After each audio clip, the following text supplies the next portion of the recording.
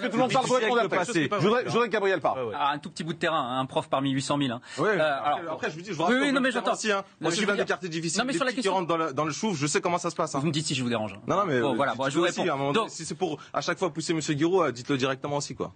Le pousser, pardon. Non, je crois que vous n'avez pas compris, on se connaît pas. Donc, non, ce que je vous explique, monsieur, c'est qu'il y a 2 ans.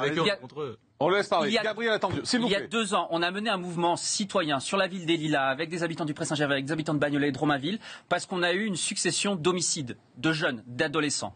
D'accord? Et j'en suis très fier. Vous savez pourquoi je suis très fier? Parce que sur notre pancarte, sur cette manifestation, on était plus d'1 millier, il y avait écrit 4 morts, 1 an, État absent. Et moi qui ai pu discuter avec différents représentants de l'État, eh bien oui, j'ai pas eu l'impression d'être écouté.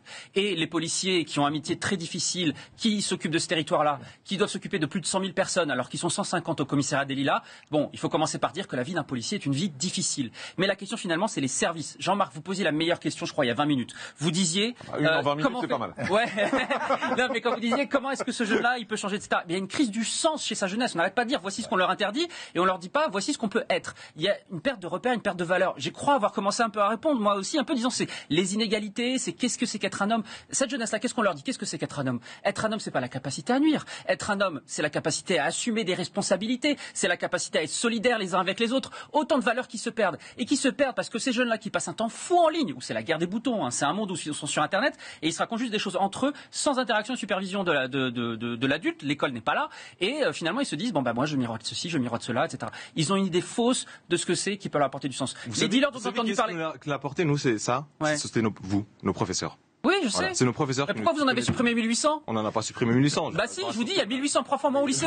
Mais c'est votre rôle aussi, à un moment donné, de porter ce contre-exemple, ce modèle républicain. Je suis d'accord, j'ai 35 élèves, donnez-moi 25. Aujourd'hui, il y a le président qui veut mettre de l'argent. Il vous dit, c'est intéressant ce qu'il vous dit. Attendez. Il parle de terrain. Attendez. Il parle de terrain. Il vous dit, j'ai 35 élèves. Comment vous voulez que je fasse? Bah écoutez, c'est sûr que le nombre d'élèves par rapport aux professeurs est excessif dans sa classe. Je ne sais pas exactement c'est quel collège ou lycée. Bah lycée Paul Robert, il est là tout près de Paris, mais je vous assure, non, tous les profs vous le diront. Et en plus, le métier, je veux dire, plus personne n'a envie de le faire.